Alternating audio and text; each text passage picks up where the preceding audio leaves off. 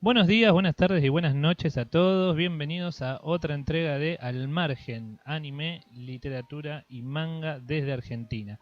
Hoy tenemos la segunda entrega de Entrevistas al Margen con un invitado muy especial, muy querido, un gran amigo, Jonathan Muñoz, con el cual hablo constantemente acerca de Fate, sobre todo, siempre lo digo, él es mi gran maestro y guía en este multiverso tan complicado de consumir a veces, uno nunca sabe por dónde empezar bien y se actualiza constantemente, así que bienvenido al canal, Jonas, un lujo tenerte. Buenas, gracias Hernán. Bueno, qué sé yo, qué puedo decir? Soy como una suerte de biblioteca de Fate porque básicamente me sigo la franquicia desde 2003. Fui parte del proyecto de traducción cuando lo tradujeron al español, cuando era todavía un doujin. Y la verdad es que verlo crecer así como uno ve crecer un limonero es fantástico. Es casi como aquellos que crecieron con Dragon Ball o con One Piece, ¿no? Es algo que te acompaña casi toda una vida. Claro, claro, o los que crecen con Naruto, ¿eh? Porque ahora los chicos de ahora crecieron con Naruto o crecieron con... Con Boruto. ¿Cómo se dice? Naruto. No, con Boruto van a crecer los que van a venir después, ¿no? Ujú. Ahora son los que crecieron con Naruto o los que crecieron con Sword Art Online y Tokyo Ghoul. Oh, sí. Bueno, pero Tokyo Ghoul ya cortó, ¿no? Sí, ya cortó, pero digámoslo, sí, fue el anime que marcó la mitad de la década esta. Sí, O sí. sea, fue 2013, 2015, fue el boom. Y dado que yo tengo como esta experiencia de haber estado en cuatro generaciones, por decir de una manera, de otakus, haberlos visto, es como que vi los Narutos, vi los Ls, vi los Kiritos y vi los Kaneki. Y lo sobreviviste a todos. Y sobreviví, sí, soy como la cucaracha de Chernobyl. Bueno, para aquellos que no lo conozcan bien, lo presento. Jonathan Muñoz es profesor de Historia por la Universidad de Buenos Aires, miembro fundador y parte del comité académico de la Red Iberoamericana de Investigadores en Manga y Anime, la RIAM, a la cual también pertenezco, pero él es un patriarca, un pionero allí. Participó como adscripto en la materia Historia Contemporánea de la Facultad de Filosofía y Letras. Escribe ponencias desde el 2012 y forma parte del libro Narrativas Animadas y del libro Yuriland, que está próximo a salir. Están ahí editando la portada y haciendo los últimos arreglos. Además fue locutor en Radio Anime ID, formó parte de Fansub desde que tenía 15 años y entre sus traducciones está Gintama, Rosario más Vampire, The World Only God Knows y High School of the Dead para diversos Fansub. ¿Me estoy olvidando de algo? Sí, traduje también juegos yaoi, traduje también... el juego yaoi que traduje, el más conocido fue Togainu no Chi. Uh-huh. Traduje también, bueno, estuve en el proyecto de traducción de Fate Stay Night, estuve en el proyecto de traducción de Fate Ataraxia también. Estuve en qué otra cosa más metí. Bueno, juegos eroge, juegos hentai, el de Sengoku Rance estuve. Bueno, y también participé en algunos fansub de hentai. Bien, todo digamos por izquierda, ad honorem, nada legal, nada No, no, es formal. que la época de los fansub y la época de hacer estas cosas era hacerlo porque te gustaba y porque querías tenerlo en tu idioma, ¿no? Claro, pulmón. Era claro, era el espíritu. Yo siempre me acuerdo la vez que fui reclutado por el fansub de Rosario to Vampire, que yo era amigo de un chico chileno y me dijo, ¿por qué no lees esto? Que está en inglés, estaba piola, me encantó a mí Rosario to Vampire. Y me dice, mira que el fansub está buscando gente que traduja del inglés. ¿Por qué no lo intentás vos, que tenés tiempo? Y bueno, y ahí entré. Bueno, ya 8 saben, años estuve en eso. que por ahí consumieron o leyeron algo tuyo sin saberlo. Por ahí son viejos amigos acá los espectadores. Es que sí, probablemente, probablemente. Yo siempre me río. Si leíste en los 2000, el 2010, el manga de Rosario to Vampire, me leíste alguna traducción mía. Posiblemente. Bueno, siempre hay que agradecer y valorar el esfuerzo de gente como vos, Jonas, que hace que nos acerque casi en simultáneo los episodios y los capítulos que tanto nos apasionan y nos gustan. Sin su apoyo y claro, su trabajo no. Sí. No se Sí, podría. de hecho, para mí igualmente la aventura del fansub más grande que yo tuve fue la de Gintama. Ujú. Ahora vamos a hablar igual puntualmente de Sí, eso por porque eso mismo te doy el pie para que hablemos de esto. perfecto, ya no sé si lo comenté, pero bueno, el tema que nos compete hoy es historia, manga y anime. Algo que escapa quizás un poco a la literatura, pero como ya veremos, la narración histórica tiene algo de ficción siempre de trasfondo. Así que la primera pregunta, para aquellos que no están muy metidos o especializados en tema, es bien básico. ¿Qué es la historia y cuál es la función de un historiador para vos? Bueno, vamos a empezar por lo básico. La historia es una ciencia social que se dedica al estudio de las sociedades de manera diacrónica, es decir, de manera a través del tiempo, ¿sí? El rol del historiador cambió durante mucho tiempo. Pasamos de ser simplemente interpretadores de textos oficiales, el paradigma rankeano, el positivismo, a ser reposicionadores o recolectores de experiencias colectivas de las personas durante el tiempo y que tratamos de colocar esas experiencias en el relato histórico, ¿no? en la gran narrativa, por usar una palabra. El rol del historiador cambia un montón, también cambia un montón por lo que uno, en la forma de uno que uno hace historia, ¿no? Claro. Porque no es lo mismo hacer historia política que hacer historia cultural o hacer historia sociohistoria o hacer microhistoria. Ujú. Son distintos roles que uno va trabajando de acuerdo al marco teórico que uno tiene y también la intención que uno tiene, ¿sí? Ujú. En última instancia somos la conexión que tiene una sociedad con su pasado, ¿sí? Ujú. Sí, sí.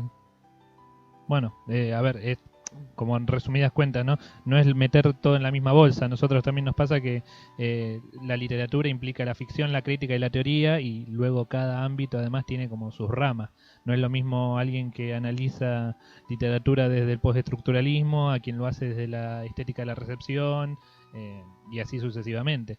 A No, no, mí, no. De hecho, en la historia es muy claro, las formas de trabajo incluso cambian. Qué sé yo, los historiadores económicos son historiadores que están muy formados en áreas hasta matemáticas, te diría. claro. Y por otro lado tenés los historiadores de la, ¿cómo se llama? Lo que hacen historia de las ideas, tienen formación filosófica, lógico-filosófica o de derecho incluso, Claro.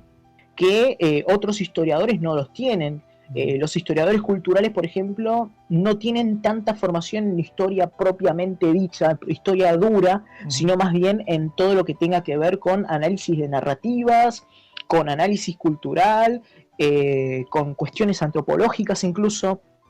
Es cada especialización de la historia o cada visión que los historiadores tienen suele estar muy afectada por la forma en que tienen que trabajar, por su marco teórico, por la formación de la casa de estudios, porque cambia un montón las casas de estudios, y también cambia mucho la intención del historiador. Por eso Claro. se habla de historiografías. Exactamente, sí, sí, son multiplicidades, no hay una sola. Además de que pasa esto, ¿no? De que como tu rama, tanto con la tuya como la mía, son transdisciplinares, no puedes simplemente quedarte encerrado en tu propia especialidad, porque si no, muy lejos no vas a volar, tenés que saber un poco de todo. Somos casi ese hombre entero, ese gran hombre.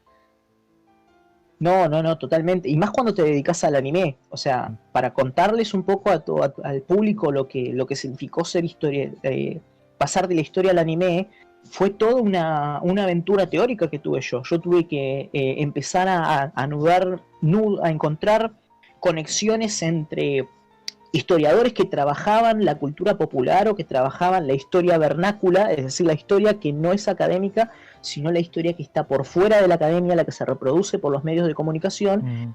y también empezar a atar un montón de cabos con respecto a análisis de historia del arte, todo lo que tenga que ver con comunicología, con medios masivos, Mm. política también, y una batería de trabajos historiográficos, trabajos filosóficos, Ujú. porque para llegar a tener un marco teórico lo suficientemente sólido como para poder decir algo sobre el tema del anime, necesitas un montón de cosas que de por sí, básicamente, la historia no te la da, la tenés que salir a buscar. Claro, por supuesto. Sí, sí, hay cosas que la academia no repone y que ahí uno se tiene que embarrar, digamos. Pero bueno, aprovechando esto de tus comienzos, ¿no? Te consulto porque ya lo debes saber o habrás hallado alguna respuesta. ¿Cómo es o cuál es el tipo de periodización que utiliza Japón para narrar su propia historia, comprender su propia historia, y en qué se distingue por ahí de la que utilizamos nosotros en Occidente, que por ahí, incluso en las escuelas secundarias, es muy cuadradita, ¿no? Es la antigüedad, la edad media, la edad contemporánea, la moderna. Claro, nosotros tenemos, a ver, a nosotros en la historia de la secundaria nos enseñan una historia eurocéntrica basada en las concepciones europeas de lo que fue la historia. O sea, para el europeo existió una edad media, una edad del feudalismo, una edad feudal, ¿no? Que esa edad feudal no se corresponde con lo que ocurrió en otras partes del mundo. No existe feudalismo en África, no existe feudalismo en Japón, y esto marcámelo porque no hay pacto vasallático feudo vasallático en Japón, porque es otra forma de construcción socioeconómica, claro, ¿sí? No, es como Japón lo que tiene en su periodización es que lo suelen periodizar. La antigüedad está muy, muy enfocada en los, ¿cómo que se dice? En los hallazgos arqueológicos, ¿no? Uh-huh. Tenés el periodo de Yayoi, que se basa en los hallazgos arqueológicos de la cerámica Yayoi, que supuestamente es un cambio cultural con respecto a otros periodos anteriores. Tenés el periodo Asuka, que también tiene un cambio sustancial con respecto al de Yayoi, y después tenés, qué sé yo, el periodo Nara, cuando ya empiezan a hacer los cambios de capitales, ¿no? Asuka fue una capital, Nara fue otra capital. El periodo Nara es muy importante porque se empieza a estructurar lo que es el imperio japonés, es decir, la autoridad del emperador y la llegada del pensamiento confuciano y el budismo en Japón, reforma del príncipe Shotoku, etcétera, etcétera, y también la conformación de lo que en un futuro va a ser los samuráis, ¿no? Porque uh-huh. En aquel entonces la expansión de lo que era la antigüedad japonesa llevó a que en los márgenes del territorio controlado que tenía este estado se generara una casta, ¿no? de guerreros que tenían que tener cierto poder provincial porque si no, no podían controlar invasiones.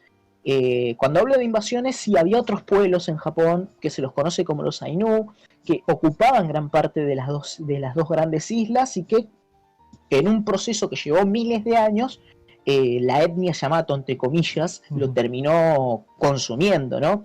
Después del periodo Nara empiezan los periodos del shogunato, ¿no? Sí. Estos periodos también están marcados con las ciudades que eran importantes, ¿no? Uno muy importante fue el periodo Asuchi Momoyama, que son dos castillos, ¿no? El castillo de Asuchi, donde gobernó Oda Nobunaga, el castillo de Momoyama, donde gobernó Toyotomi Hideyoshi, ¿sí? El periodo hay como dentro de estas periodizaciones grandes, hay periodizaciones más puntuales, como por ejemplo el periodo Onin, que fue la guerra Onin, antecesora del periodo Sengoku, el propio periodo Sengoku, que va desde, depende de cómo los historiadores lo interpreten, pero va desde 1470, que es la bajada de los monjes del monte Hiei a prenderle fuego al Honganji a una etnia rival, y que todo es a una religión rival, y que todo eso lleva en un proceso de violentización de los estados territoriales japoneses, que lleva al desarrollo de los daimyo, uh-huh. y que estos daimios van a terminar de alguna manera chocando entre sí. Posteriormente al periodo Sengoku se encuentra el periodo Edo, que es el periodo de estabilidad, gobernado por la familia Tokugawa, uh-huh. y ahí ya podemos empezar a hablar de cierta modernidad, ¿no? El periodo Edo tiene las características de que genera una tercer clase social que está ensanguchada entre los samuráis y los campesinos, que son los chonin, uh-huh. los mal traducidos como burgueses, pero en realidad son especialistas que se dedican al comercio o a la fabricación de materiales, o artistas incluso. Y finalmente, después del periodo Edo, se empieza a volver a una periodización que solamente estaba en el libro Koseki, ¿no? El libro Koseki lo que hacía era periodizar de acuerdo al gobierno del emperador de turno. Bueno, a partir del Bakumatsu, que es la caída la caída del shogunato, sí. Comienzan los periodos a través de nombrar a los emperadores, ¿no? Tenemos el periodo Meiji, el periodo Taisho, Showa, Heiwa y el actual, Reiwa. Claro, o sea, no siempre es por el emperador de turno, sino que a veces tienen que ver con hechos más macros o más sociales incluso, el nombre del periodo. Claro, porque también, si bien el Koseki tiene el tema de que traslada todo el linaje imperial hasta la diosa Amaterasu, los japoneses son bastante inteligentes como para darse cuenta que hay mucho de mito y que hay cosas mucho más importantes, como por ejemplo los desarrollos que había en las sociedades, y también desde dónde se gobernaba, ¿no? El periodo Nara tiene una característica muy particular que se diferencia del resto de los periodos, como por ejemplo la aparición de las nociones más confucianas dentro de la administración japonesa, la aparición de la escritura dentro de la tradición japonesa, esto que a veces yo te hablo de el libro de la almohada de Sei Shoagon y ¿cómo que se llama? El Genshi Monogatari, no, que fueron todos en este periodo. Claro. Sí, sí. ¿Y cuál es tu periodo favorito? ¿Cuál es el que más te gusta estudiar? Mi periodo favorito obviamente es el periodo, son dos. Yo tengo dos periodos muy puntuales.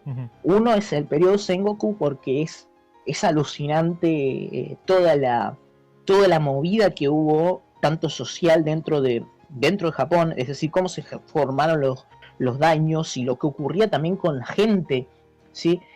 Uno no puede, qué sé yo, hay cosas muy fantásticas dentro del periodo Sengoku, como por ejemplo la secta Ikoiki, ¿sí? La secta Ikoiki iba en contra de las castas dentro de las sociedades, y esta secta fue combatida mucho por Oda Nobunaga, a nivel de que estuvo al borde de perder la guerra contra esta secta, que era muy masiva, había muchos campesinos que mataban a sus señores y se declaraban seguidores del Ikoiki y se le entregaban la tierra a los monjes y los monjes se la repartían a los campesinos. Es una cosa absolutamente grosa, ¿sí? Claro. Y por otro lado, toda la movida del norte. Yo soy un lector bastante ávido y me gusta mucho los samuráis del anterior periodo, de la anterior región de Mutsu, hoy por hoy es Tohoku. Me fascina mucho la cultura samurái de esa parte porque era bastante más dura y a la vez era muy blanda, o sea, no se sabe nunca si esos samuráis, esos señores, decían que el linaje que decían tener eran real. Digamos, es una etapa oscura de la historia que habría que reponer de alguna forma. No solamente eso, sino que es como que hay mucha mitificación. Claro. Además, en esta región, en Tohoku, es uno de los lugares donde es mucho más común ver a una mujer samurái dirigiendo un clan. De hecho, hay detalles como, por ejemplo, la tía de Date Masamune o Nami Date fue una de las más formidables enemigas de este tipo, porque reclamaba el clan para sí misma, y era una guerrera. Wow. O sea, de la misma manera, era frecuente ver mujeres que reclamen el poder o que tomen claro, o que existan mujeres peleando en el campo de batalla. No por nada, en el asedio de Aizu, en el periodo Bakumatsu, hay como las últimas 7 samuráis, ¿no? O las famosas samuráis Yae Yamamoto, que es una de las figuras históricas más increíbles y surrealistas de Japón. Una mujer que a los 17 años aprendió a ser francotiradora y que durante mucho tiempo fue la más efectiva francotiradora a nivel mundial. Wow.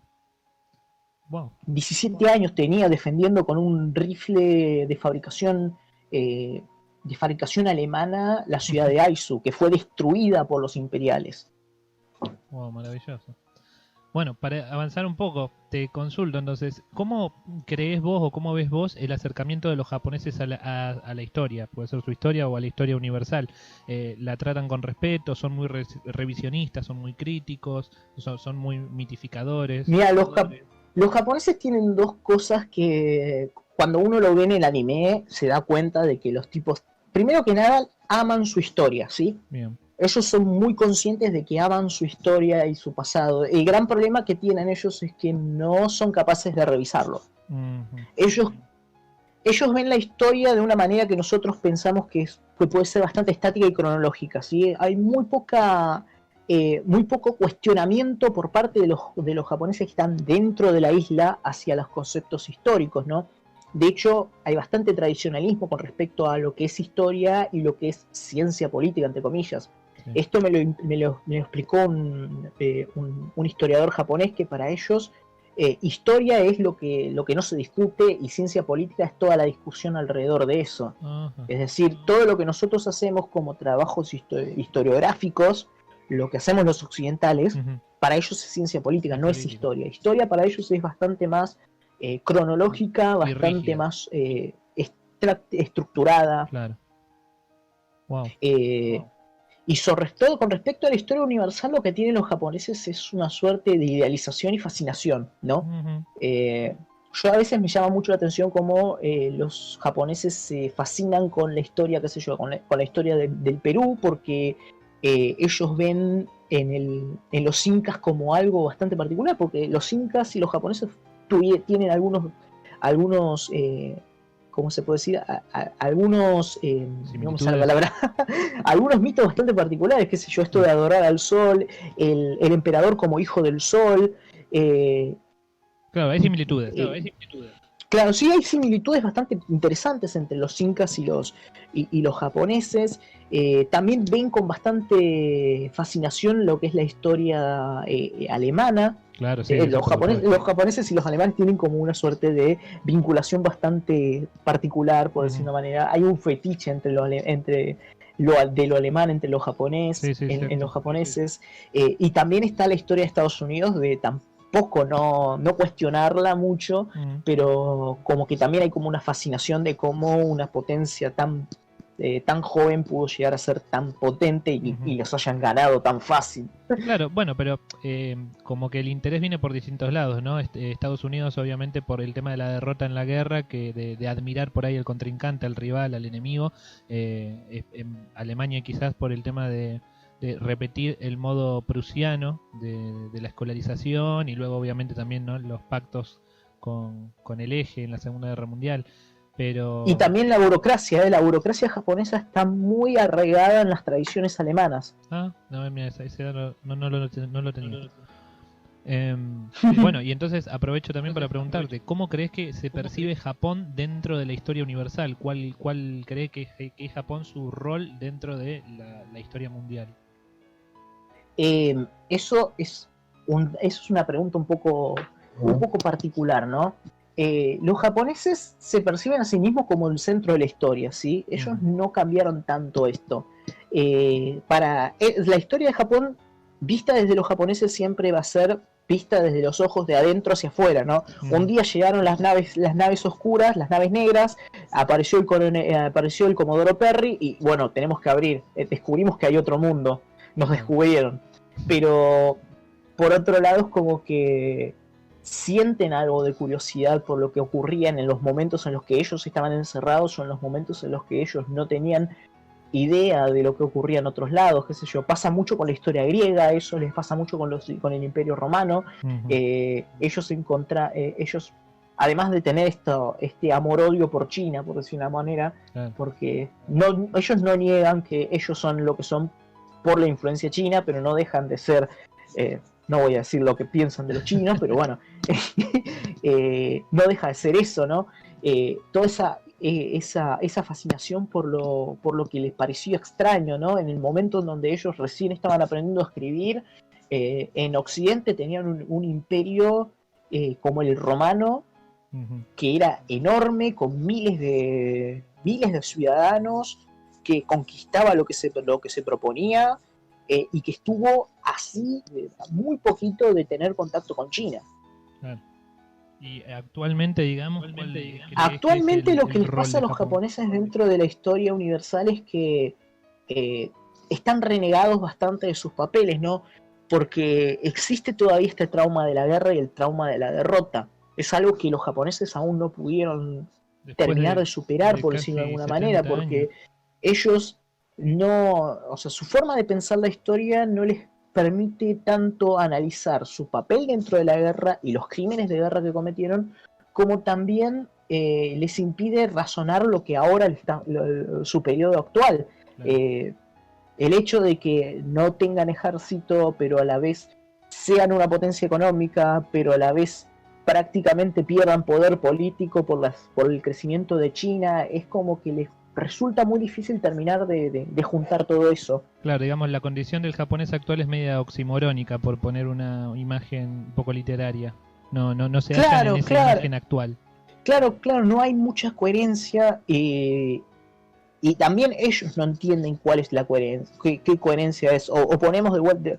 De hecho, esto es lo que se da con el debate de la reforma de la Constitución de ellos, ¿no? ¿Qué somos? Si somos una potencia, ¿por qué no tenemos un ejército? Y si no somos una potencia, ¿qué somos? Si no tenemos un ejército, ¿qué es? ¿Una fuerza de autodefensa o es un ejército? Es un tema bastante complicado para ellos terminar de cerrarlo eso. Y el hecho de que China cada vez más esté teniendo más preponderancia a nivel internacional es una suerte de problema para ellos, porque saben que China los va a comer, por decir una manera. Todo el poder que tienen ahora lo pierden. Claro, y es un tema bastante espinoso para ellos resolverlo. Y a nivel histórico mucho más, porque vos ponete a pensar que los razonamientos históricos japoneses siempre fueron bastante extremos, es decir, o somos víctimas o somos victimarios, o somos los peores o somos unos cachorritos que fueron bombardeados por 2 bombas atómicas. Son eso es un problema, no hay problematización dentro de los propios japoneses con la historia japonesa. Vaya. Bueno, entonces ya podemos meternos de lleno quizás con esta introducción a lo que es el manga y el anime. ¿Vos por qué crees que los japoneses muestran tanto interés en narrarse a sí mismos en el manga anime? Primero que nada porque es una forma de, como diría Roger Chartier, toda obra literaria es una forma de mantener de alguna manera una memoria, ¿no? Una transferencia de memoria. Y además de todo, la identificación del público con personajes nativos o con periodos nativos es mucho más fuerte, ¿no? Siempre toda narrativa histórica que se escriba desde que se proyecta hacia el pasado, en realidad lo que está haciendo es proyectarse hacia el presente, presentando una ¿cómo que se puede decir? Una posición dentro del presente, ¿sí? Por esas razones, los japoneses suelen tomar mucho la historia para hablar de sí mismos, ¿no?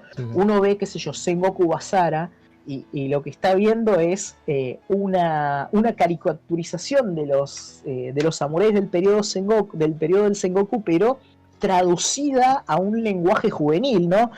Uno ve a un Date Masamune que usa todo el tiempo palabras extranjeras, esto de let's party y cosas así, que en última instancia es para decir, bueno, Masamune fue el más extranjerizado de todos los samuráis. En última instancia es una figuración, ¿no? Esto de Yukimura tratando siempre de ser ese jovencito que quiere superarse y que en última instancia es lo que fue, porque en última instancia Yukimura es uno de los considerados más grandes guerreros de la historia de Japón y que tuvo una derrota bastante trágica, un final muy trágico como samurái, ¿no? Terminó defendiendo una causa totalmente perdida, traicionado por absolutamente todos en el sitio de Osaka. Y estas proyecciones yo creo que son una forma también de transferir este ser nacional, estas memorias nacionales. Es lo más importante dentro de todo esto. Por eso el trabajo del historiador es tan importante cuando uno trata lo que es la historia vernácula, porque uno tiene que razonar no tanto en lo que muestra si es históricamente o no, sino lo que tiene el significado que tiene eso. ¿A quién está hablando? ¿Quién es el público de esto? ¿Por qué estos personajes son retratados de esta manera? ¿Qué trasfondo histórico tienen para pensarlo así? ¿Y cómo terminan siendo trasladados? Esto pasa mucho en Fate. En la serie Fate pasa absolutamente todo esto. Todos personajes que son feminizados, que son convertidos en waifus, no es otra forma más que trasladar las memorias de esos personajes históricos o de esa historia a otro tipo de narrativa, a una narrativa como yo le llamo una historia para otakus, ¿no? Ujú. Esto de convertir a Okita en una waifu que tiene problemas de salud, lo único que está diciendo es que no importa que sea mujer o hombre, la diferencia es que Okita fue capitán del Shinsengumi, fue uno de los espadachines más capaces de la historia de Japón y murió de tuberculosis. Ujú. Y murió muy joven. Claro, Extremadamente joven murió. Hay un germen histórico o hay una información que es rescatada para luego reformularse en lo marginal quizás o en lo que rota en torno a esa información. Yo no diría tanto lo marginal, es totalmente mainstream esto. Es totalmente mainstream. Uh-huh. Yo lo que más bien lo que digo es que todas estas narrativas históricas, estos personajes, estas conversiones de personajes, lo que lleva es que termina generando otro tipo de narrativa histórica en plan Asuma, ¿no? Esta base de datos de los otakus, por decir una manera, que termina trasladando a ese personaje histórico a la base de datos otaku, transformándolo en un personaje consumible por otakus. Claro. Eso es lo que yo planteo. Ejemplos así en la saga Fate hay, pero todos los personajes que son históricos, si vos te los pones a pensar un poquitito, te das cuenta de que en realidad lo que están haciendo es tomar la esencia de lo que fue histórico para convertir a ese personaje en algo consumible por otakus. Si no, qué sé yo me pongo a pensar, por ejemplo, en Ozymandias de Fate, por ejemplo, para no poner un personaje más femenino, ¿no? Ozymandias de Fate. Lo convirtieron en un juzgando. Ozymandias es, para el que la mente menos despierta, Ramsés II de Egipto, ¿no? El más grande de todos los faraones. Y Ozymandias en el juego es un tipo arrogante, es un juzgando, pero es arrogante, está todo el tiempo compitiéndole a Gilgamesh por quién era más grande, porque son, digamos, de alguna manera, de los dos reyes más importantes de Medio Oriente en la antigüedad.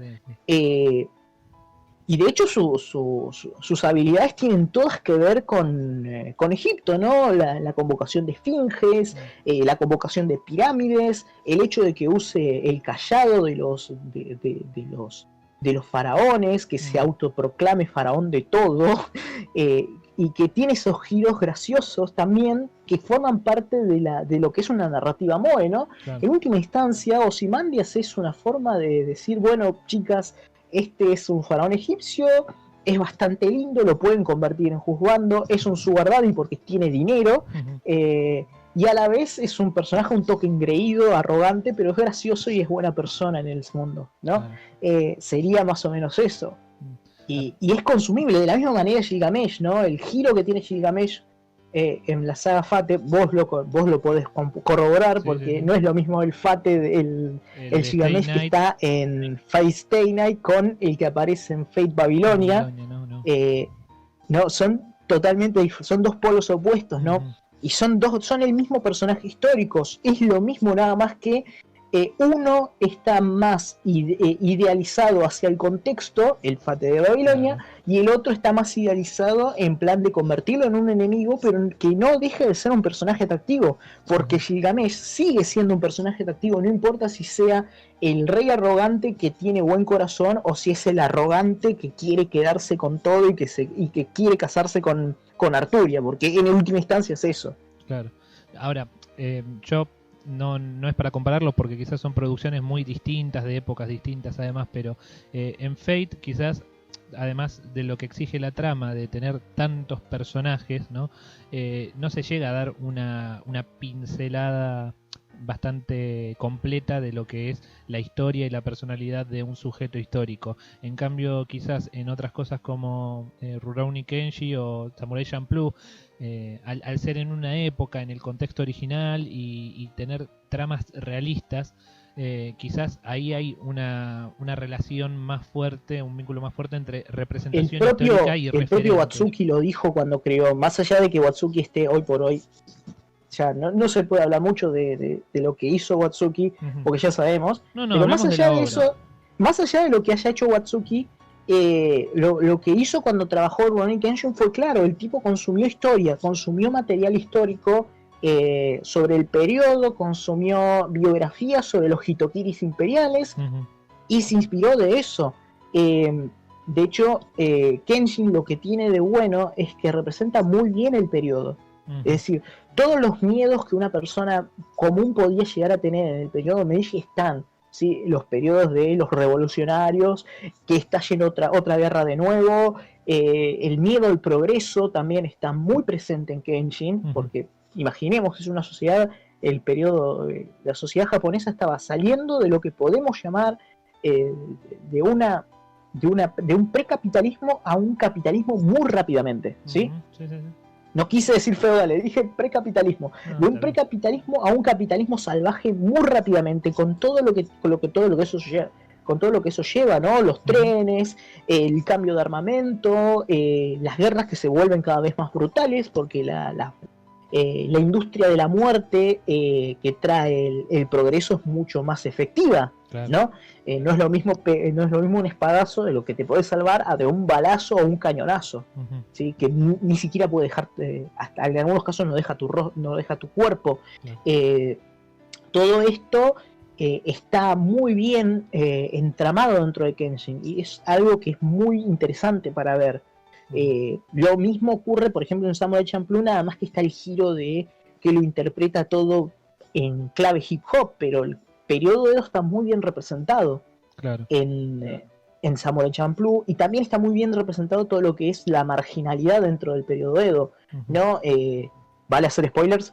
Sí, por supuesto. Acá los espectadores saben a lo que... Bueno, la marginalidad del periodo de Edo es bastante clara en Samurai Champloo, ¿no? ¿Cómo es que se llama? Gin es un samurái que quedó Ronin porque mató a su maestro. Mugen es un habitante de las Ryukyu, es un okinawense, o sea, más marginal que eso es imposible, que era pirata encima de todo. Y Fu era una cristiana, nada más marginal en el periodo Edo que un cristiano.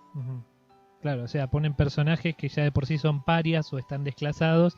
Y eso es atractivo, pero no deja de ser... Claro, pero el culto al paria y el culto a la ¿cómo es que se dice? El culto al paria y también el culto a la historia, por decir una manera, y el encuentro entre esto, entre ser paria y ser historia, creo que se da mucho más en Gintama. Bueno, es mucho más fuerte lo que ocurre en Gintama que con vamos eso. A hablar porque también es algo que me fascina y también me parece que viene al pelo porque ya anunciaron la temporada final del anime que se va a estrenar en enero del 2021, aparentemente todavía nos quedan unos meses sin Gintama. En realidad no es que se anuncie al final, sino que te lo voy a explicar. Sí, por favor, porque Gintama no vi los subtítulos. Gintama tiene no sé si ustedes saben, para el público también que lo sepa, Gintama es un anime creado por Hideaki Sorachi, que es un mangaka bastante particular, que tiene unas cuantas particularidades que no se lo suele encontrar en un mangaka. Empezando por esto, porque el tipo esconde su rostro, no quiere ser famoso, y que constantemente le pega patadas a su propio empleador. Es un tipo que no tiene filtro. En los mangas se nota que el tipo no tiene ningún tipo de filtro para decir las cosas que dice. Ridiculizó a Oda, ridiculizó a Kishimoto, ridiculizó a Dragon Ball Z, no respetó a nadie, salvo a dos mangakas, no respetó a nadie.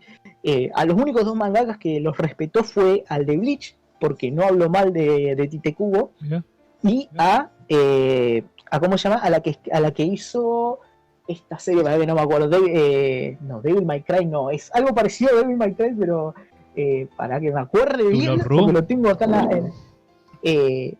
Greyman, ahí está. D. Greyman. Bueno, pero a ver, ¿sabés por qué? Porque bueno, Tite Kubo tuvo muchos problemas con su editor por la baja de ventas y D. Greyman, bueno, sale un capítulo cada tanto, no sé qué problema tiene el mangaka, pero sí, la mangaka. Hoshino perdió movilidad en la mano después de un accidente de tránsito.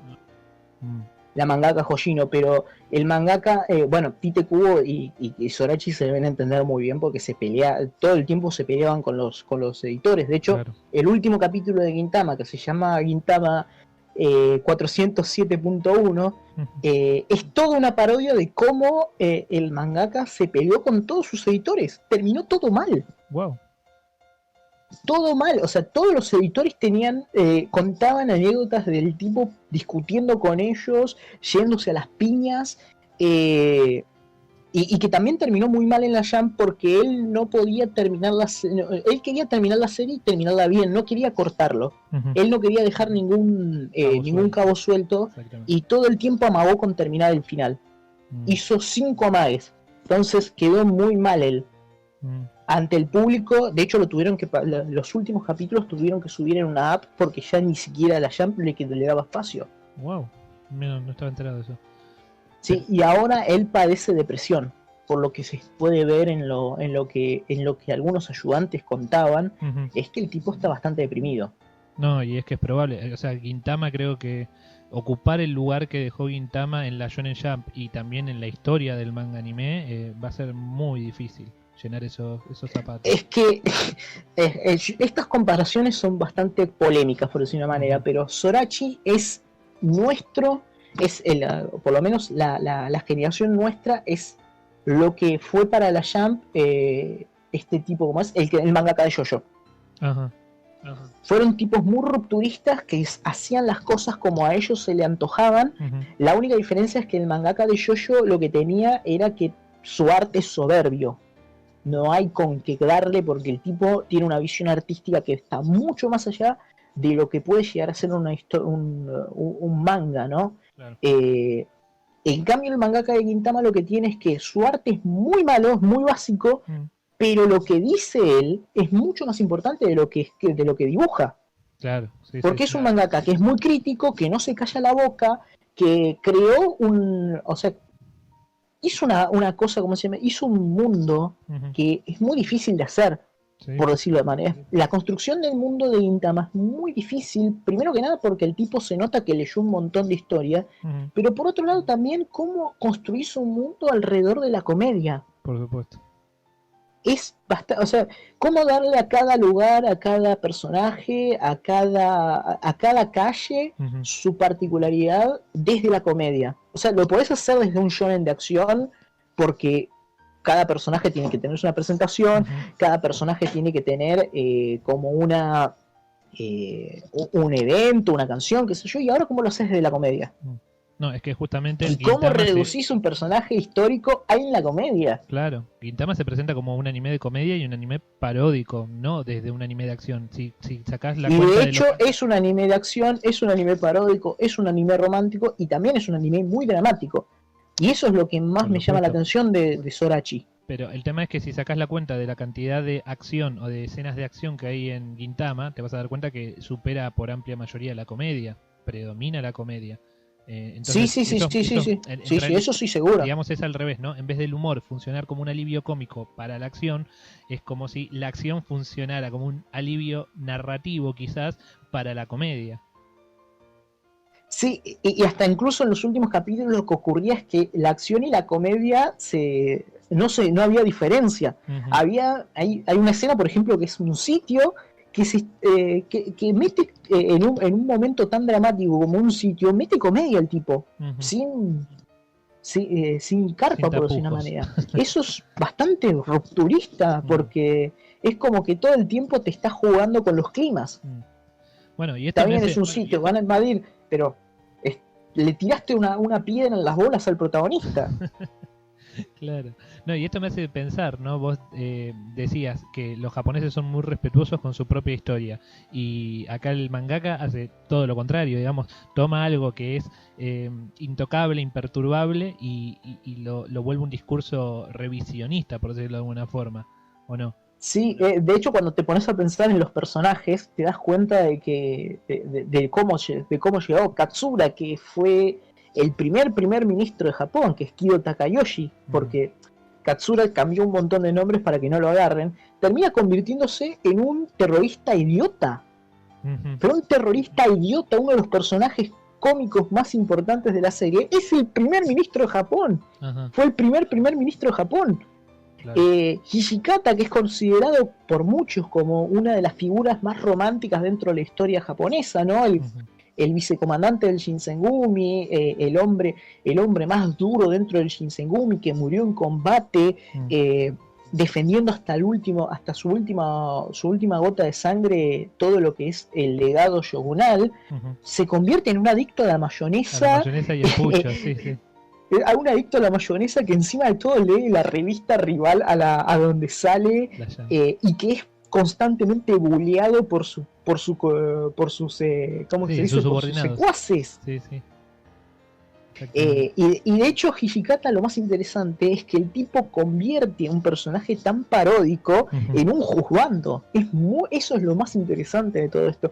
¿Cómo podés convertir a un tipo que tiene serios problemas con su alimentación y con el fumar, porque no para de fumar, en un juzgando? Bueno, de los porque todos los chistes de Gintama alrededor de Hijikata es él fumando o él comiendo mayonesa. Sí, sí, exactamente. Y, así como los de Gintoki, por ahí son los de... Creo que toma la leche de fresa y le gusta esta comida que es con porotos. Le pone porotos dulces al arroz. Eso, algo horrible. Pero no, de los mejores capítulos de Hijikata que me acuerdo es el de la parodia de Dragon Ball, que tiene que ir a buscar las esferas, las bolas de dragón. Que muere Krillin. Es muy bueno. Que muere Krillin. Una de las cuantas características de Gintama es que muere Krillin dentro de la serie. O sea, no para de burlarse de la serie. También muere Yamcha dentro de la serie. Claro. La muerte de Yamcha también fue parodiada dentro de la serie. También fue parodiado Lupin. Ahora que me acuerdo, porque hicieron una mezcla de Lupin y Dragon Ball Z que se llamó Gintaman. Y que un capítulo arrancó como Gintaman directamente, arrancó con eso, con una intro toda trucha. Una de las películas termina con We Are con el elenco cantando We Are de One Piece. De One Piece. Sí, porque le querían robar la fama a One Piece. Pues llegaron a la conclusión de que el dinero que tenían en la serie era tan poco que decidieron robarle la fama a One Piece. Así. Ay, no. Y lo más interesante es que todos estos chistes está construido por, en su gran mayoría, personajes que fueron históricos. Hijikata, Okita, Kondo que es burlado por los pelos de su cuerpo. ¿Cómo se llama? Katsura, Sakamoto, Takasugi, también, que es convertido en el rival en uno de los rivales de la serie, que fue una persona muy importantísima en la construcción de lo que es la modernidad del ejército japonés, ¿no? El Kigetai fue uno de los primeros escuadrones en aceptar civiles que no sean samuráis para la lucha, algo bastante interesante. Y acá es convertido en un tipo que quiere prender fuego todo, que odia a todo el mundo, que tiene serios problemas con las personas. Pero que por otro lado también es como que es un líder y se juega a dos puntas. Es bastante interesante. Bueno, ni hablar de las faltas ¿cómo se puede decir? De las groserías que ocurren en la serie, qué sé yo, bajarle los pantalones al Shogun. El Shogun es una broma constante dentro de toda la serie, burlarse de los Shogunes. ¿Y eso vos crees que tiene que ver con alguna postura política personal o simplemente también una desmitificación de los ídolos? Sí. O sea, una serie que fue suspendida 3 veces por cuestiones políticas es claramente política. 3 veces fue suspendida Gintama por cuestiones políticas. Una vez fue muy ominoso cuando hicieron bromas con la secretaria de Medio Ambiente, con Renjo, que hicieron todo un arco nombrado en ella. Y hacían bromas con ella. Con la campaña que hizo Renjo con respecto al cuidado medioambiental, que dicho sea de paso no fue una buena gestión, que digamos, pero es bastante particular lo que ocurrió con eso. Burlarse de las figuras históricas, hacer que las figuras históricas insulten, se muestren como humanas, también es parte de una forma de mostrar la historia, ¿no? De sacar el bronce de los héroes, por decir una manera, y mostrarlos como de piel y hueso, ¿no? Exactamente. Sí, es algo que me parece que toda nación debería de alguna forma darle pie o darle lugar, ¿no? La desmitificación de los próceres y mostrar ese costado humano, que si bien puede no ser cierto, obviamente, porque es una ucronía o una distopía, Gintama les devuelve mucha humanidad, por más que sea ficticia, a estos personajes. Claro. Bueno, es una de las cosas que uno lee, ¿no? Por ahí, que Gintama es uno de los shonen más humanos que existieron, porque el no tener poderes, Claro. cuya la trama se transmite a través de la comedia y a través de muchas formas de comedia, porque no es solamente sitcom, es también slapstick, es también humor físico, es también humor escatológico. Hay muchos capítulos de Gintama donde se juega con esto, se juega también con los extremos, ¿no? Cómo uno piensa hacer uno de los capítulos más recordados de Gintama es uno de humor negro, donde se muere un personaje y el funeral es uno de los funerales más graciosos que uno puede encontrar. O sea, burlarse de todo, es burlarse de la costumbre del funeral japonés también, sí, los ritos en cierta forma. budistas y shintoístas, sí. Así que eso también es una forma de humanizar, ¿no? Y de sacarle lo sacrosanto a las prácticas sociales. Eso, ahí está, quería llegar a eso. Eso es lo que lo termina enseñando Gintama, ¿no? Sacarle lo sacrosanto a todo lo que nosotros hacemos, mostrándonos también que nuestras prácticas culturales y nacionales incluso llegan a ser ridículas, en cierto punto. Bueno, ya vamos 50 minutos de esta entrevista, este es el primer bloque. Si te parece, hacemos un cierre para nosotros no cansarnos y consumir un poco de agua, y así volvemos con todas las energías. ¿Te parece, Jonah? Dale. Dale, voy a atender a ver qué es lo que pasó ya y me voy. Nos vemos en un ratito. Bienvenidos de vuelta al segundo bloque de Entrevista al Margen. Estamos acá con Jonathan Muñoz, profesor por la Universidad de Buenos Aires, con el cual hemos estado hablando de historia, manga y anime. Estábamos dándole un cierre al manga anime de Gintama, que da para hablar muchísimo y siempre hay que rendirle homenaje. Y Jonathan, quería preguntarte, yo no soy muy consumidor de manga anime histórico, pero reconozco que hay 3 subdivisiones o 3 subgéneros de este tipo de manga anime. Uno de corte más realista o verosímil, otro de corte más mítico-mágico o fantástico, si se quiere, y otro de corte ciencia ficcional.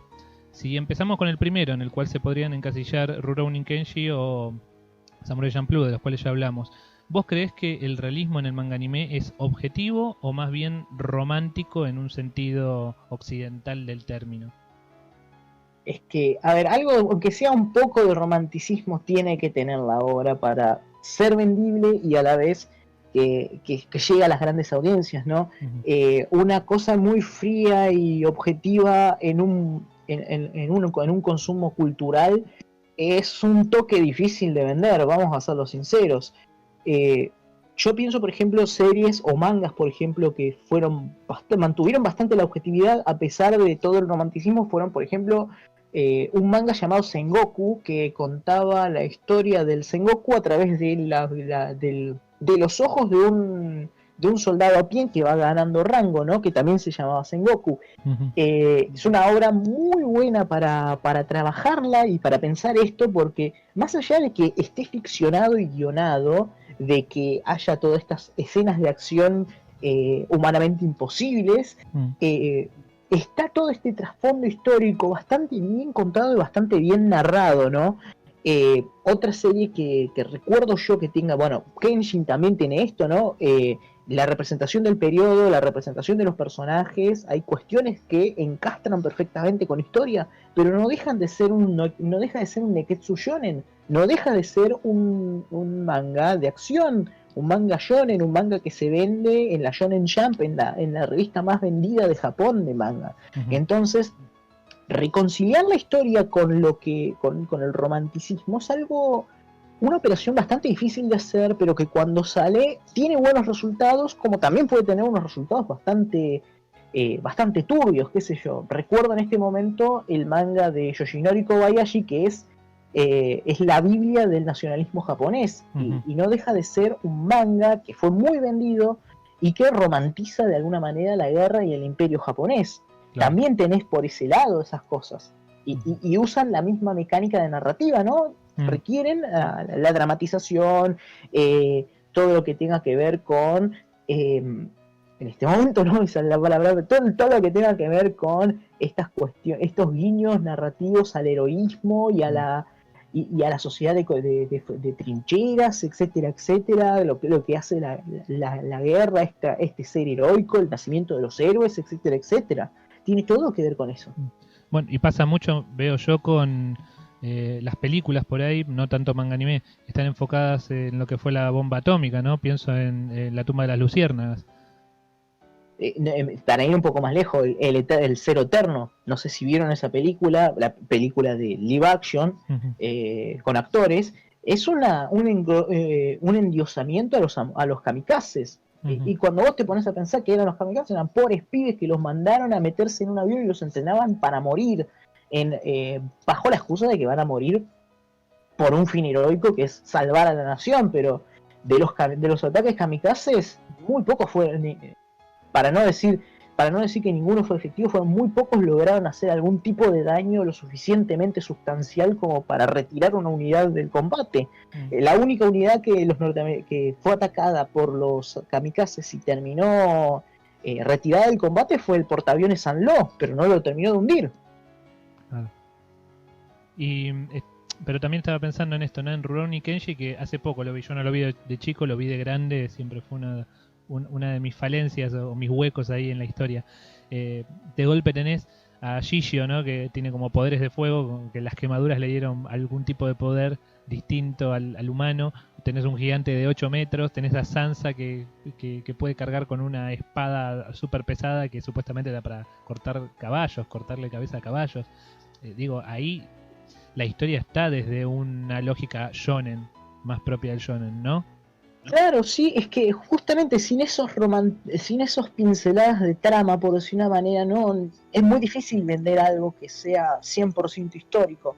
El logro que tiene Kenshin es justamente que mucha gente se interese en la historia japonesa o que aprenda sobre el periodo en cuestión mediante una narrativa shonen. Si querés, vamos a ir a uno de mis animes favoritos, Bakumatsu Kikantetsu Iroha ni Hogeto, que básicamente te pone una narrativa de mítico, por ejemplo, mítico histórica en el contexto del Bakumatsu y mediante esa narrativa te explica el periodo Bakumatsu.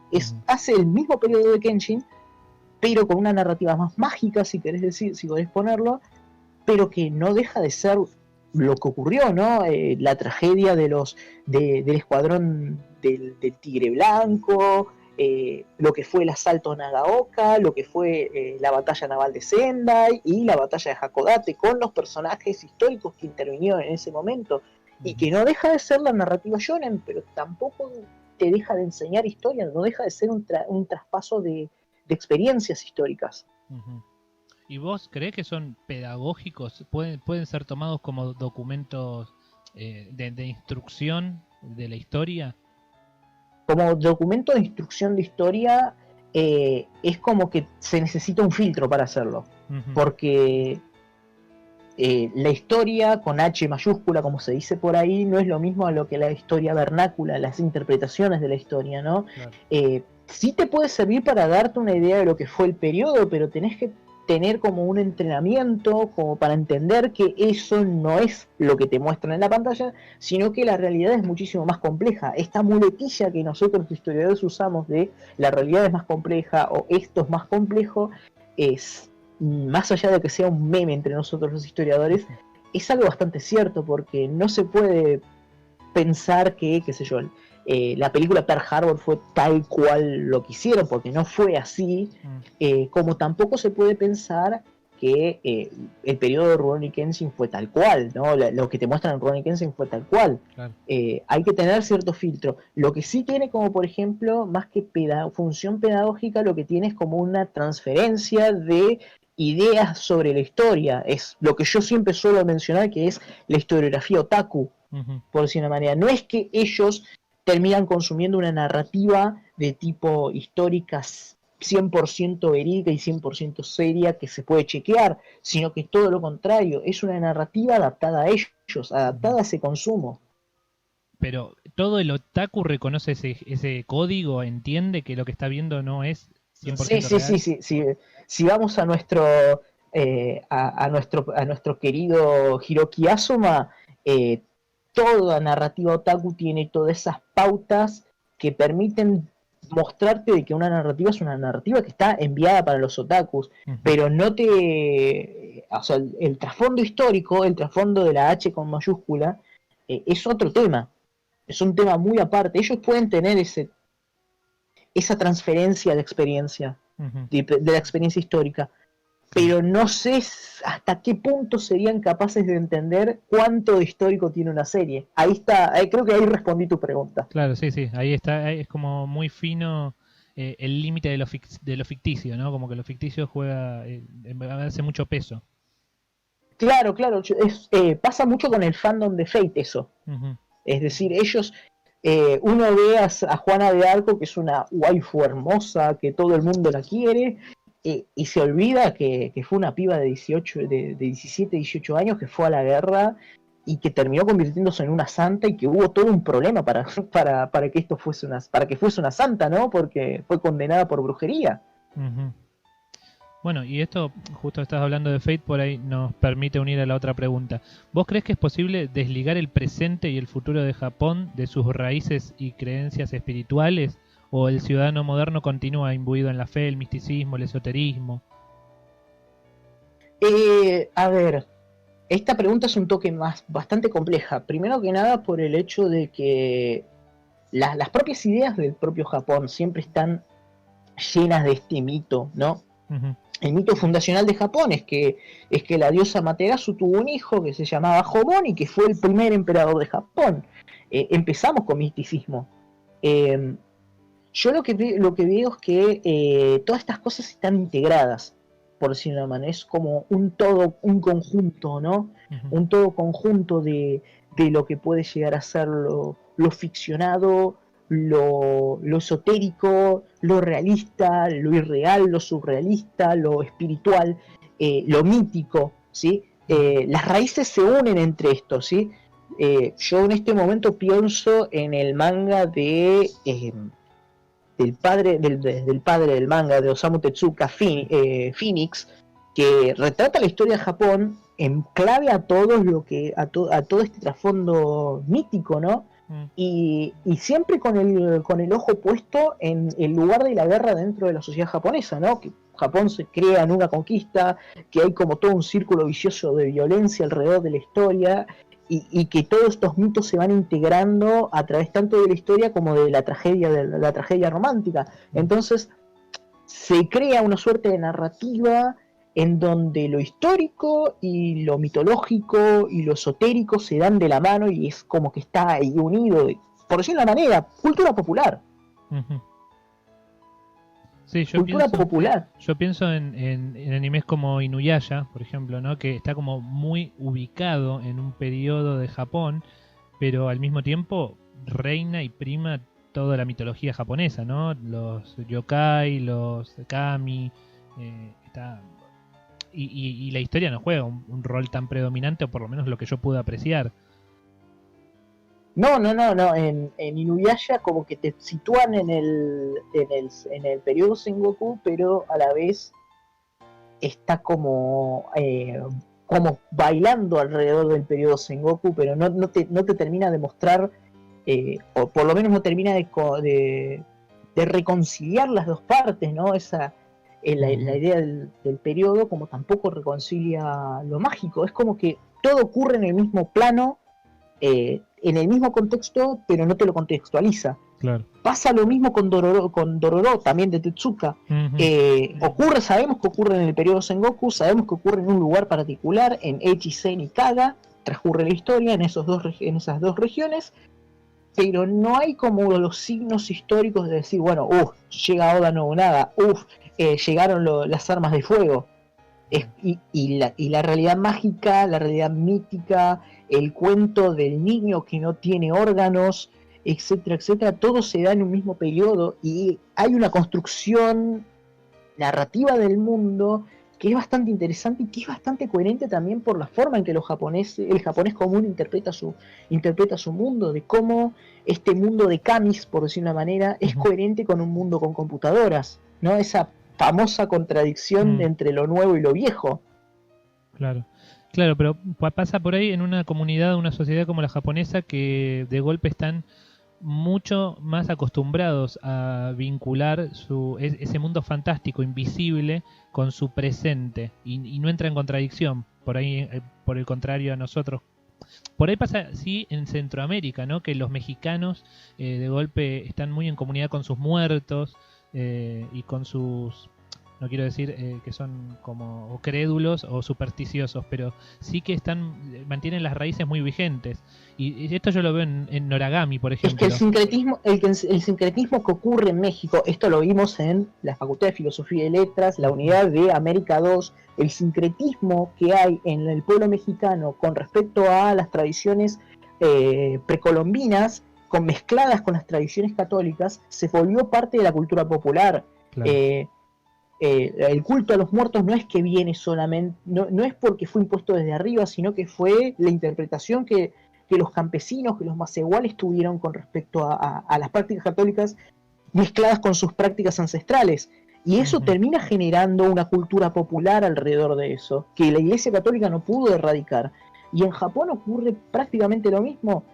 ¿Cómo podés erradicar prácticas ancestrales en menos de 25 años de aceleración, de pasar de un sistema precapitalista a un sistema completamente capitalista?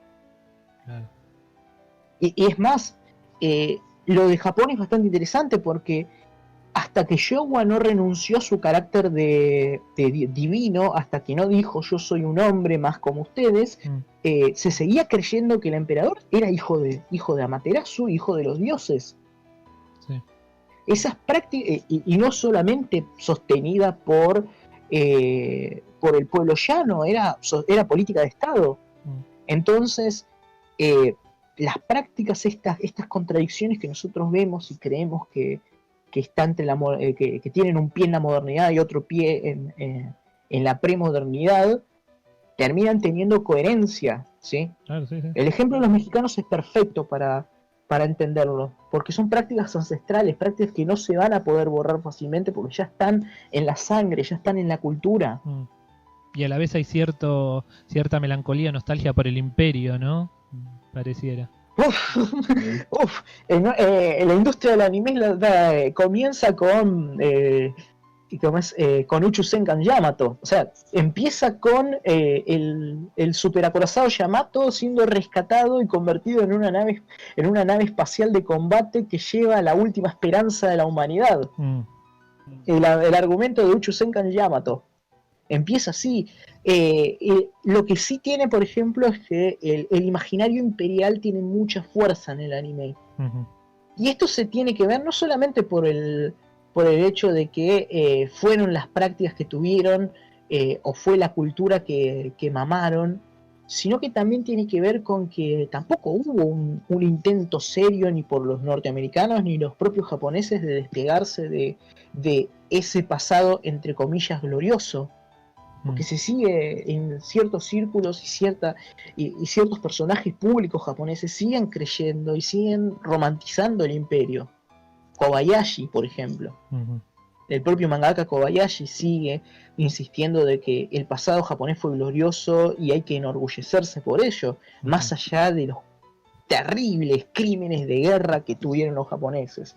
Y si te suspende suspende Japón el canal por esto, no porque creo. son cosas son cuestiones de historia bastante fuertes que tienen los japoneses que discutirse a sí mismos. ¿Qué tipo de historia están pensando? ¿Qué tipo de idea nacional están construyendo? Que, como te dije en un primer momento de esta charla, las ideas nacionales japonesas son bastante contradictorias. Claro. Porque por un lado son héroes, por otro lado son villanos, por otro lado el pasado fue glorioso y por otro lado el pasado fue infame. No se ponen de acuerdo en eso, como tampoco se ponen de acuerdo en cómo pensar la historia, en qué a qué punto van a apuntar.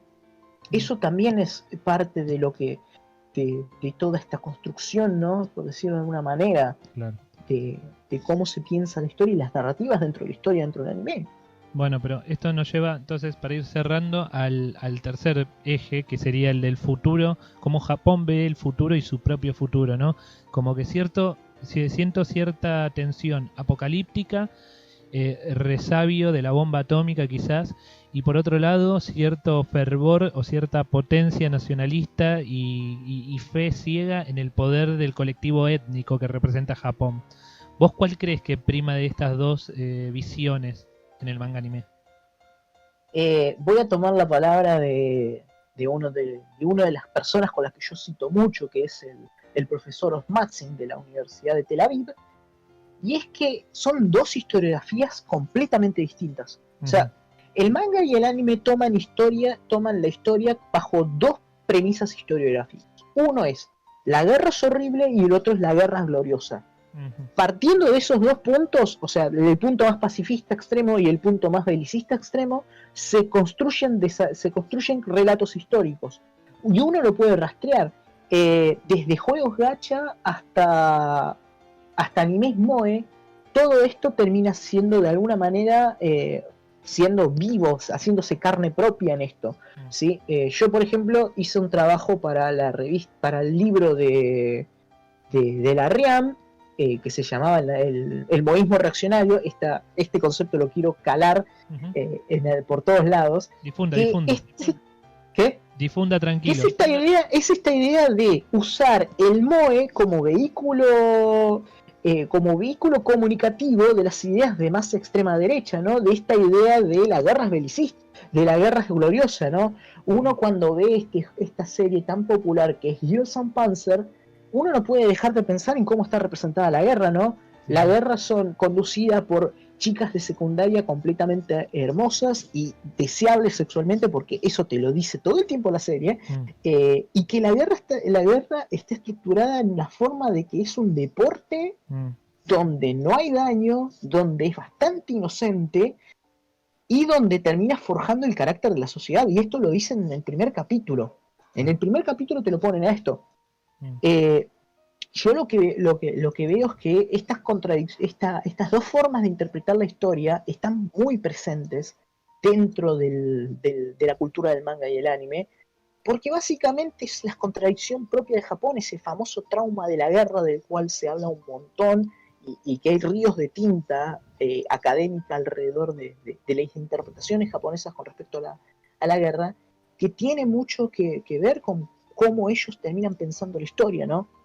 Tenés autores que se espantan y que muestran el lado más cruel y siniestro de la guerra o de lo que hizo el propio Japón. Ejemplo, Golden Kamuy. Golden Kamuy muestra un periodo prepotencia de Japón, que fue el periodo de la guerra ruso-japonesa, y te muestra lo que hicieron los japoneses con los Ainu, cómo destruyeron su cultura, cómo la guerra terminó generando una casta de soldados que en última instancia iban a patear en contra del país que los traicionó. Pues esos son los enemigos dentro de Golden Kamuy. Estas construcciones, esta serie no tiene nada que ver con de futuro no apocalíptico, sino más bien es una historia más centrada en lo que es históricamente plausible.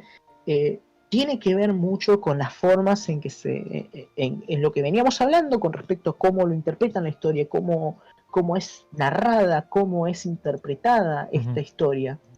Y yo creo que estas contradicciones van a estar muy presentes y son muy presentes dentro del manga y el anime. Y de eso es lo que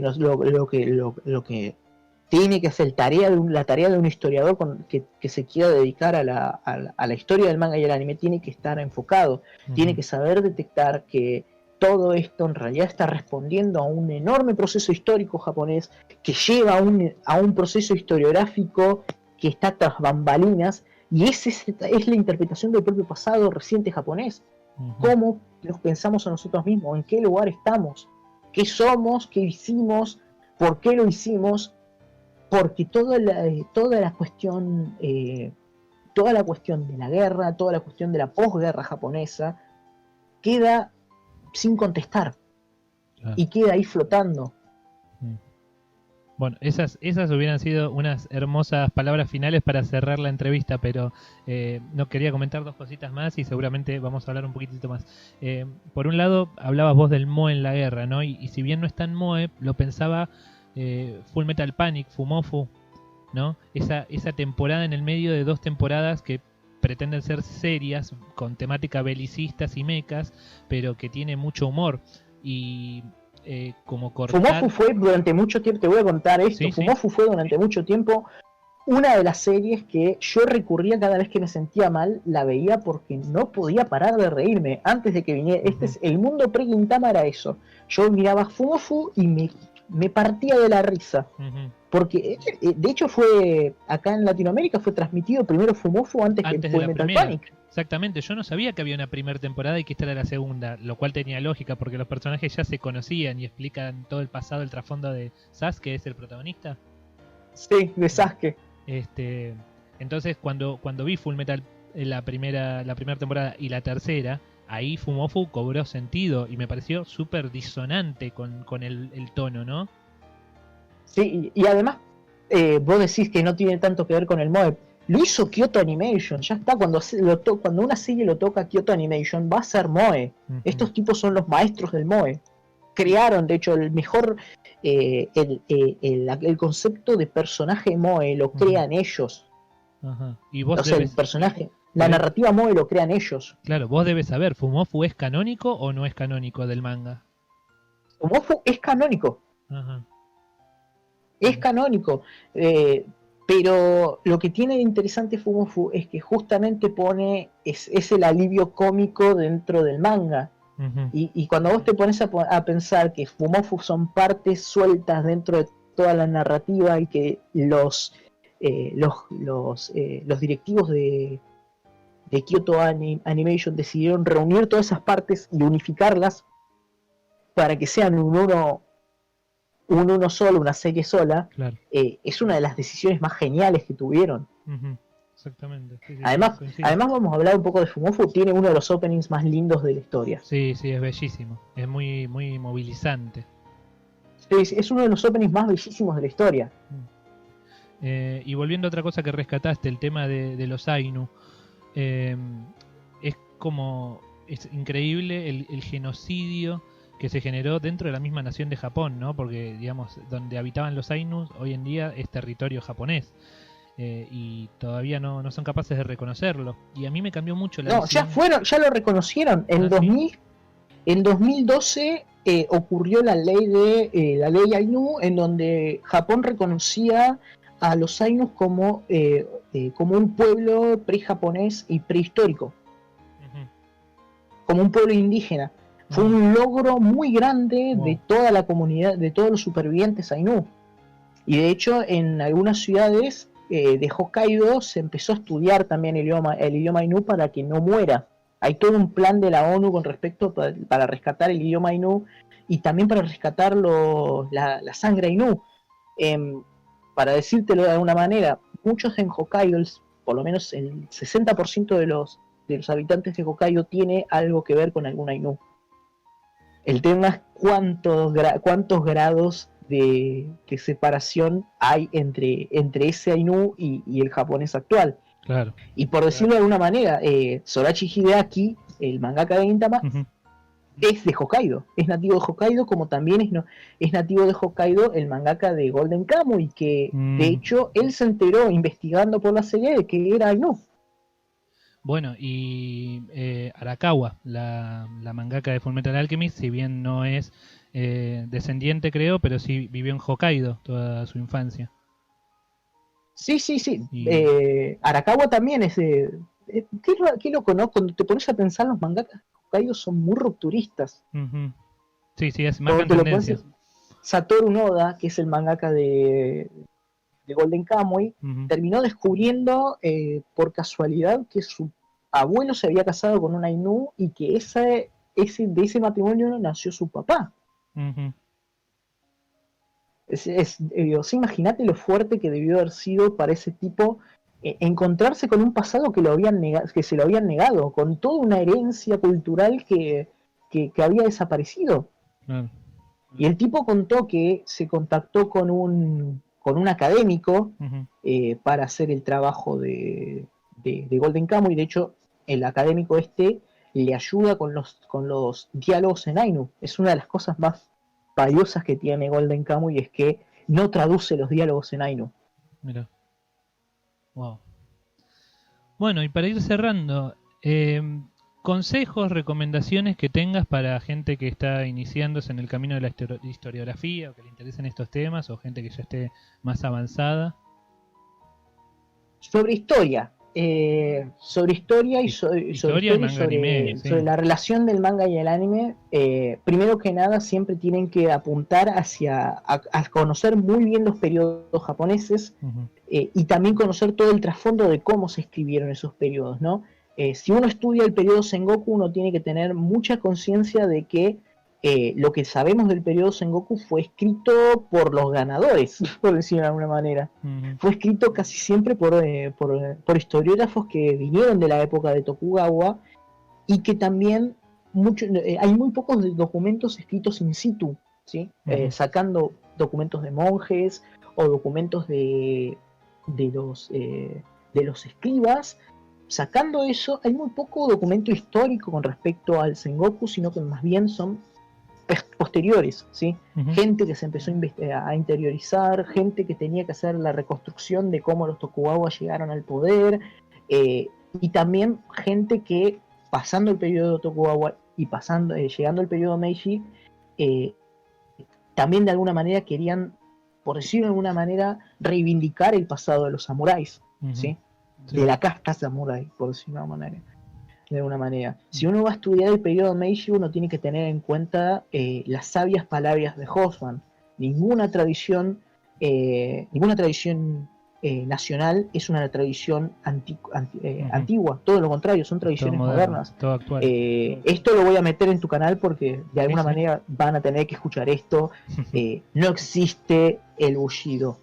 No es una tradición antiquísima. El Bushido es una invención moderna, y encima de todo el Bushido fue escrito en su primera versión en inglés. Hay gente que dice que no existen los samuráis.